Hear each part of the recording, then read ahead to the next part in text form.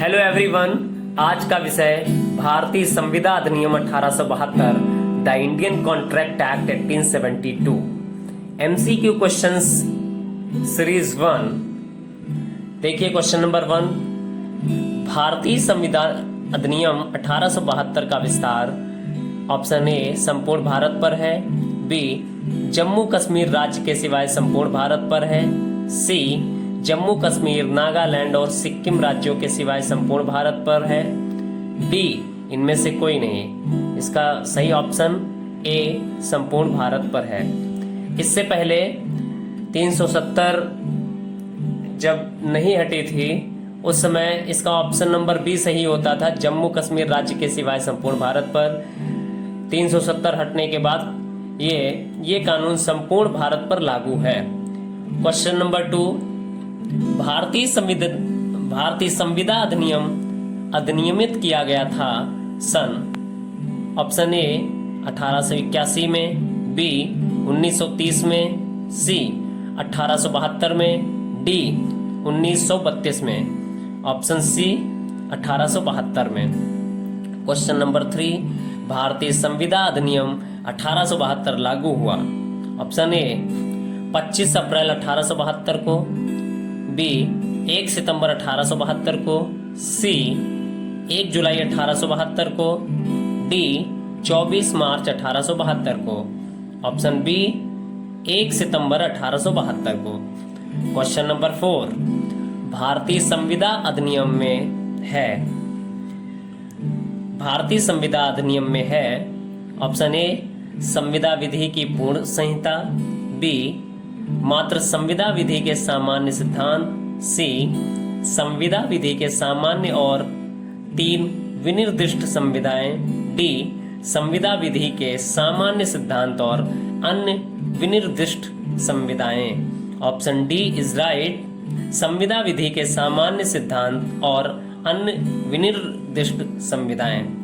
Question number 5, संविदा विधि का प्रभाव है ऑप्शन ए भूत लक्ष्मी, बी भूत लक्ष्मी नहीं, सी ए और बी दोनों, डी उपरोक्त में से कोई नहीं। ऑप्शन बी इज राइट, भूत लक्ष्मी नहीं। क्वेश्चन 6, प्रस्ताव की परिभाषा संविदा अधिनियम की किस धारा में दी गई है? ऑप्शन ए 2 का में, बी 2 खा में, सी 11 में, डी 16 में। ऑप्शन ए इज राइट, 2 का में। क्वेश्चन नंबर 7, भारतीय संविदा अधिनियम के अंतर्गत ऑफर अथवा प्रपोजल को किस धारा में परिभाषित किया गया है? ऑप्शन ए धारा 2A में, बी धारा 2B में, सी धारा 2D में, डी धारा 2E में। ऑप्शन ए धारा 2A में। क्वेश्चन नंबर 8, एक प्रस्ताव ऑप्शन ए आशय की घोषणा मात्र है, बी आकस्मिक वक्तव्य है, सी प्रस्ताव करने के लिए निमंत्रण है, डी संबोधित व्यक्ति की सहमति प्राप्त करने के लिए कोई कार्य करने अथवा न करने के लिए रजामंदी है।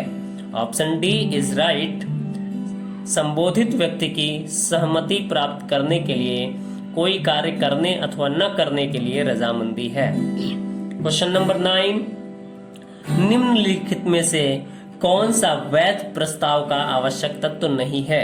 ऑप्शन ए प्रस्ताव ग्रहीता को यह सूचित किया जाना चाहिए, बी यह प्रस्ताव ग्रहीता की सहमति प्राप्त करने के उद्देश्य से किया जाना चाहिए, सी इसे प्रस्तावक की अंतिम रजामंदी को अभिव्यक्त करना चाहिए, डी या किसी विनिर्दिष्ट व्यक्ति को